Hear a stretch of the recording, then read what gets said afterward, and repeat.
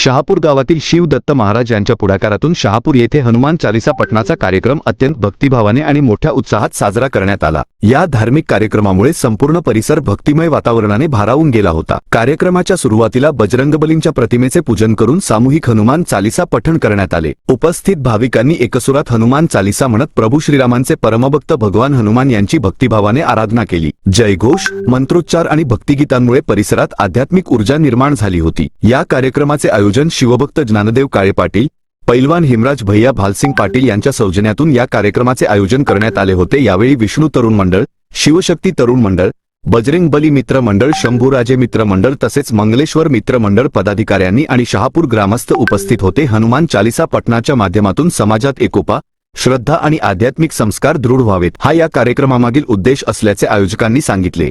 गुरुर साक्षात परब्रह्म तस्मै श्री गुरवे नमः। ओम मनोजवं मारुततुल्यवेगं जितेन्द्रिय बुद्धिमतां वरिष्ठं वातात्मजवानुरुतमुख्यं श्रीरामदूतं शरणं प्रपद्ये। आज आपल्या या शहापूर तीर्थक्षेत्रामध्ये, या शहापूर गावामध्ये श्री वरदवीर हनुमान सत्संग मंडळ, शनी मारुती मंदिर माळीवाडा अहिल्यानगर यांच्या वतीने 40 दिवसामध्ये म्हणजे हनुमान जयंतीच्या अगोदर या अहिल्यानगर जिल्ह्यामध्ये वेगवेगळ्या ठिकाणी हनुमान चालीसेचा पाठ या तरुण मंडळाने, या हनुमान मंडळाने आयोजित केला। त्यातील आपलं अहोभाग्य की गुरुवारचा दिवस आणि या गुरुवारच्या दिवशी यजमान श्री ज्ञानदेव काळे यांच्या विनंतीला मान देऊन आणि यांच्या संकल्पनेतून हा सोहळा आज आपल्या शहापूर गावी आला। तर हनुमान चालीसेचे पाठ करण्याचा उद्देश असा आहे की हनुमान जी आपल्याला काय देतात, बल बुद्धी विद्या देव मोहि हरहु कलेश विकार, आपणा सर्वांना बल बुद्धी आणि विद्या प्राप्त हो, त्याच प्रकारे आपल्या जीवनामधील असणारे सर्व संकट दूर हो, कोणत्याही प्रकारची बाधा दूर हो, अष्टसिद्धी नवनिधी केलाता, आपणा सर्वांना अष्टसिद्धी आणि नवनिधी प्राप्त हो। त्याच प्रकारे त्या परमात्म्यापर्यंत पोहोचण्याचं जे एकमेव साधन आहे, जे संत रूपाने हनुमंतराय आपल्या जीवनामध्ये येतात आणि प्रभू रामचंद्राची गाठ आपल्याला घालून देतात। नवे नवे ब्रह्मप्राप्ती आपल्याला ते करून देतात। कारण जर दास्य भक्ती जर आपण बघितली, 9विधा भक्तीमधील जर दास्य भक्ती बघितली तर त्याचं उदाहरण, जिवंत उदाहरण म्हणजे हनुमंतरायात आहे। तसंच या प्रकारची भक्ती, या प्रकारचं ज्ञान वैराग्य हनुमंतरायाकडून आपल्याला प्राप्त हो। त्याचबरोबर जर ज्ञान वैराग्य भक्ती नवी नवी भगवंताची प्राप्ती करायची असेल तर सर्वात महत्वाचं आहे की आपला धर्म जागृत झाला पाहिजे, धर्म टिकून राहिला पाहिजे। कारण आपण भक्ती करायची कुठे, आपण ज्ञान मिळवायचं कुठे? आता तुम्ही सर्वजण आश्रमामध्ये येतात, बरोबर? तर आश्रम आपल्याला स्थानच नसेल तर आपल्याला ज्ञान प्राप्त होणार नाही। त्याच प्रकारे जर उद्या मंदिर नसतील तर आपल्याला ज्ञान किंवा आपला धर्म राहणार नाही। म्हणून धर्मरक्षक या कारणे धर्मरक्षण करण्यासाठी आपण सर्वांनी एकजूट व्हावं, हा जो उद्देश आहे। रामदास स्वामींनी हनुमंतरायाचे मंदिर गावोगावी जाऊन बांधले, का बांधले? त्या योगाने ते हनुमंतरायाचं मंदिर गावोगावी बांधत होते आणि त्याच्या आड छत्रपती शिवाजी महाराजांचं धर्माचा प्रसार ते करीत होते। तसंच या तरुण मंडळाने आपल्या गावामध्ये येऊन जो हनुमान चालीसेचा पाठ केला, याचा मूळ उद्देशही तो आहे की धर्म जागृत व्हावा। या अहिल्यानगर जिल्ह्यामध्ये जाऊन ते गावोगावी हनुमान चालीसेचा पाठ घेतात, त्याचाही मूळ उद्देश तोच आहे की धर्म जागृत व्हावा। मग धर्म जागृत कसा होईल? तर मुख्यत्वाने धर्म जागृत करण्यासाठी तो आपल्या आधी हृदयामध्ये जागृत करावा लागेल।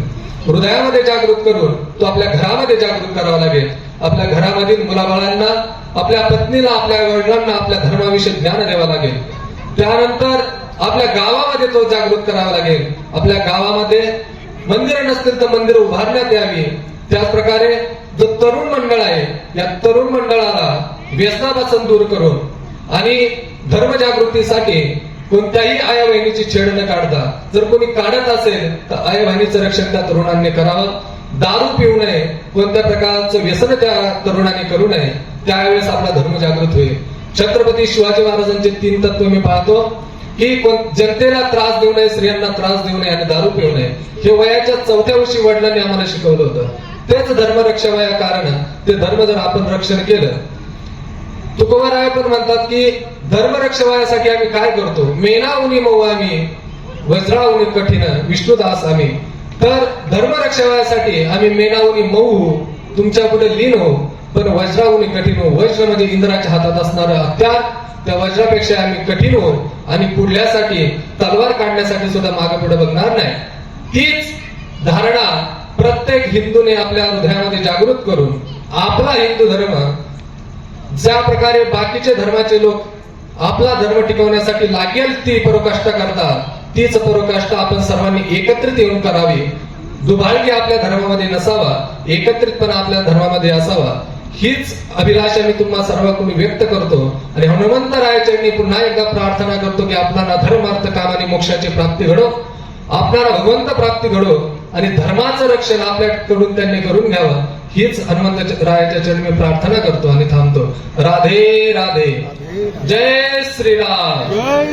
वीर हनुमान सत्संग मंडळ आणि शनी मारुती मंदिर माळीवाडा ट्रस्ट भव्य हनुमान चालीसा पठण या महिन्यामध्ये अहिल्यानगर शहराच्या प्रत्येक कोपऱ्या कानाकोपऱ्यामध्ये होत आहे.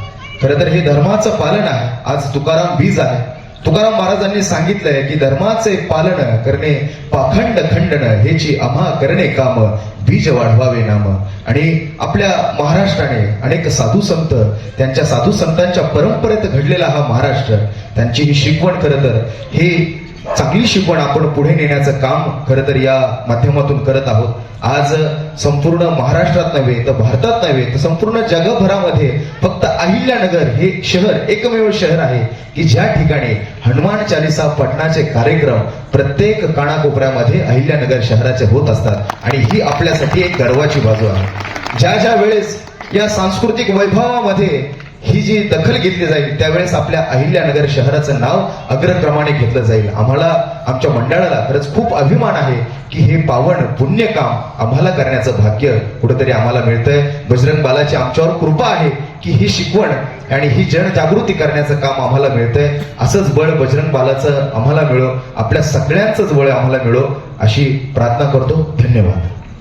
गावातील तरुणांनी पुढाकार घेत धार्मिक परंपरा जपण्याचा प्रयत्न केल्याने ग्रामस्थांनीही या उपक्रमाचे कौतुक केले. यावेळी शहापूर गावातील अनेक मान्यवर, ग्रामस्थ, महिला आणि तरुण मोठ्या संख्येने उपस्थित होते. कार्यक्रमानंतर उपस्थित भाविकांना प्रसादाचे वितरण करण्यात आले. या भक्तिमय सोहळ्यामुळे शहापूर गावात धार्मिक उत्साहाचे आणि सामाजिक ऐक्याचे सुंदर चित्र पाहायला मिळाले.